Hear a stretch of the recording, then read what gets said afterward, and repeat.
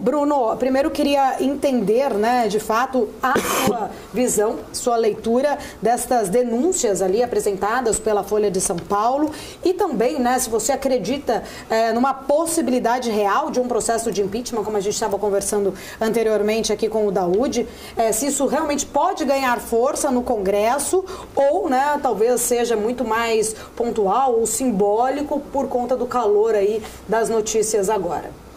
Bom, eu acho que nós temos evidências suficientes nos últimos anos para mostrar que ao menos alguma coisa está estranha.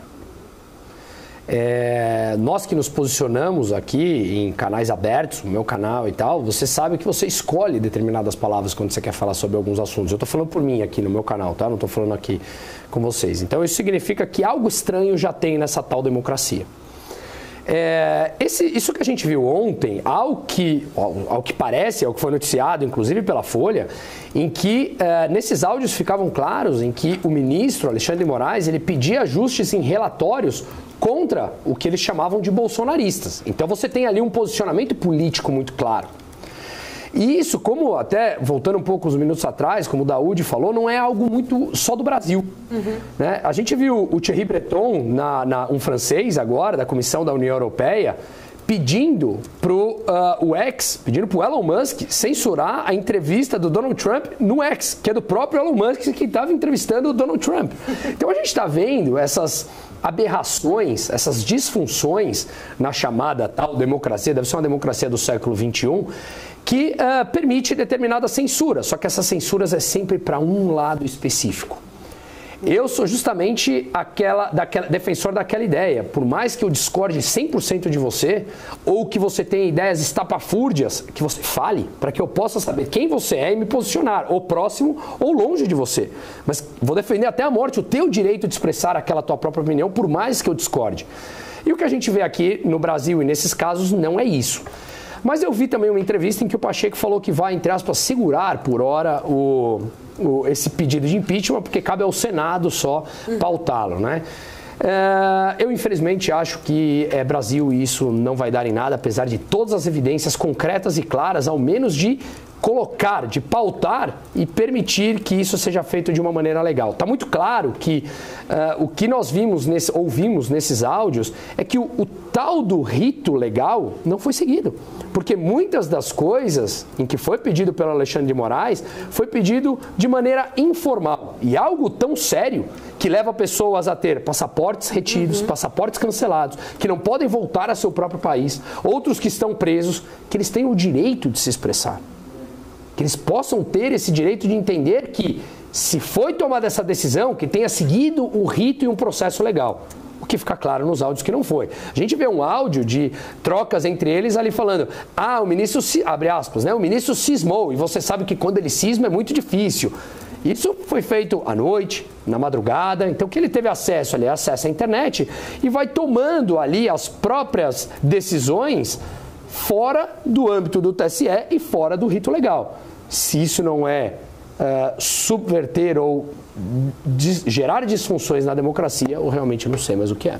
E um ponto importante, né, quando a gente fala em democracia, é a questão dos três poderes. Eu queria entrar nesse gancho contigo, porque você trouxe aí uma visão, até mesmo, né, ali que o próprio Rodrigo Pacheco não deve, de fato, levar adiante, né, pode não levar adiante esse pedido de um impeachment de um ministro. Porém, a gente já viu em outros momentos, vindo inclusive da parte do Senado, um conflito, talvez uma situação ali mais conflituosa com o Judiciário, quando o Senado retirou a decisão ali do voto monocrático. Isso está parado na Câmara, mas começou pelo Senado. A gente viu aquela discussão do aborto também sendo ali conduzida pelas duas casas e o próprio Senado colocando uma sobreposição do Judiciário em cima, né, de um assunto que era do Legislativo. A gente está vendo hoje, inclusive, uma notícia do próprio Supremo, através do ministro Flávio Dino, querendo mais transparência em cima das emendas ali de comissão e traz, né, talvez acho que um pouco mais claro, essa situação ali muito mais conflituosa entre o Judiciário e Legislativo do que com o Executivo em si. Você enxerga, de fato, fato, uma possibilidade de ruptura institucional destes três poderes, já que a gente estava ali puxando mais para o lado da democracia, o quanto isso é importante, né, ter esse alinhamento dos três poderes para um país ser democrático. Perfeito, Paula. Eu acho que se nós estivéssemos num país sério, eu prefiro, quando institucionalmente as regras são claras, eu acho que é mais interessante quando há um determinado conflito entre os três poderes do que quando eles estão conjunto e muito amigos em tudo. Isso me assusta um pouco, porque fica muito mais fácil você fazer acordos. Veja só, nós estamos misturando aqui um processo do ministro que deveria sequer ser conhecido. Pega em países sérios, por exemplo, ninguém sabe quem é o ministro da Suprema Corte americana. Eu já tentei pesquisar na internet, eu não consigo saber posicionamento político de A ou B, se ele é democrata, republicano, se é libertário, o que quer que seja. Porque ele se pronuncia apenas nos autos. O Alexandre de Moraes, que a gente está discutindo dele aqui, ele há 1 ou 2 dias atrás veio a público falar que os candidatos a prefeito de São Paulo são os piores dos últimos tempos. O que importa isso para a sociedade, o que ele opina sobre os políticos que estão saindo? Se é, se não é, se são piores ou não são, não cabe a ele falar em âmbito público. No âmbito privado dele é uma coisa. Então o que eu quero dizer com esse exemplo é que a gente tem uma clara interferência de todos os poderes em âmbito político. E obviamente isso se traduz em uma politização da Suprema Corte e dos tribunais brasileiros, que trazem o que a gente falou no bloco anterior. A tal da instabilidade e falta de previsibilidade jurídica, institucional e econômica que afugenta investimentos, que mantém juros mais altos, que desvaloriza a tua moeda, que chega num processo de inflação maior e que você obriga cada vez mais as pessoas a acreditarem em narrativas populistas e mentirosas de que os salvarão. Mas não, essa arquitetura entre esses três poderes, para mim, ela é muito clara em vários fatores, né? Esse é um deles, por exemplo. Então, me assusta quando eles estão em paz entre eles, ainda mais num país que é o Brasil, que de longe não é um país sério. Bruno, essa questão da insegurança jurídica é uma questão que vem sendo alvo de reclamações no setor empresariado, né? Investidores estrangeiros, né, têm medo de investir no Brasil por conta dessa insegurança jurídica. É uma demanda de tempos. Você acredita que há uma pressão desse setor para que Alexandre de Moraes saia, dado que ele é um dos grandes atores dessas inseguranças jurídicas? Você acredita que melhoraria a insegurança jurídica ao acontecer o impeachment de Moraes? É para dar recado aos outros, né? Eu acho que começa por aí. Você falou muito bem, Isabela, porque eu acho que é o seguinte: não é trocando um presidente, um executivo, que você muda um país que está tomado de cima a baixo das instituições por completo. Eu não estou falando aqui tomado pelo político A, B, C ou D, tá? Estou falando tomado de maneira geral. Universidades, a cultura, tudo. Ela foi tomada e de anos, de décadas, não é de agora.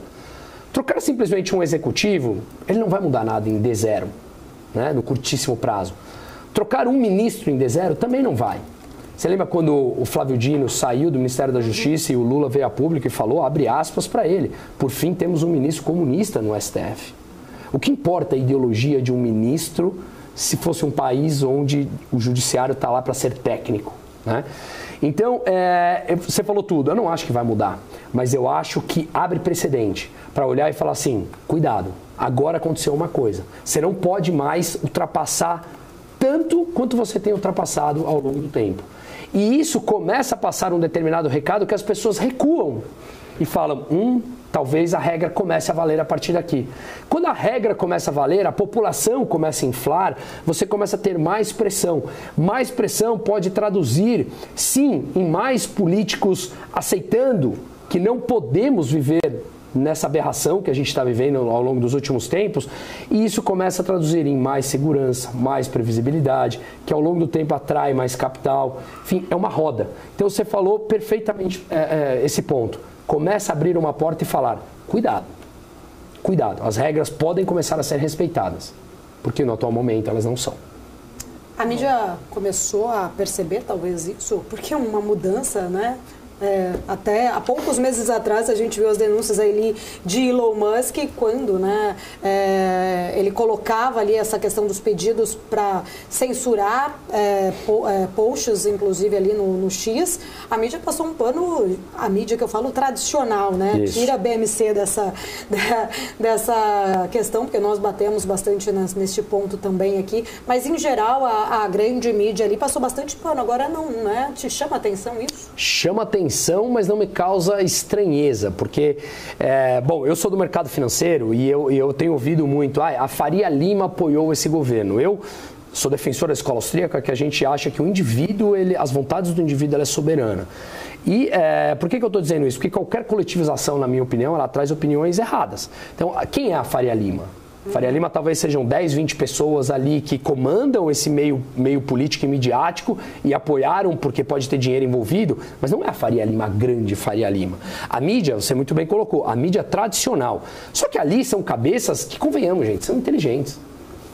São inteligentes. Assim como determinados nomes importantes da Faria Lima apoiaram, mas não dá para dizer que eles não sabiam quem era esse governo. Ele abertamente defendeu na campanha que ele ia gastar mais, que ele não ia ter responsabilidade fiscal. E nós sabemos quais são as consequências econômicas advindas disso, de uma irresponsabilidade fiscal. A Argentina é o claro exemplo disso, o Brasil lá atrás é o claro exemplo disso, e nós estamos caminhando para isso, né?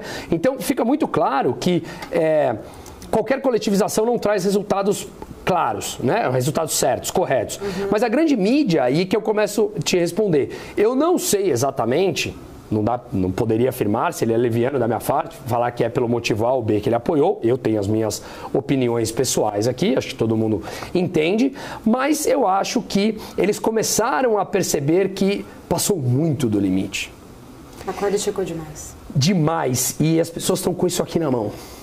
E a informação hoje, as pessoas se informam hoje pela BMC, se informam pelo meu canal, pessoas que me reconhecem ali param e falam, pô, você virou uma fonte de informação diária.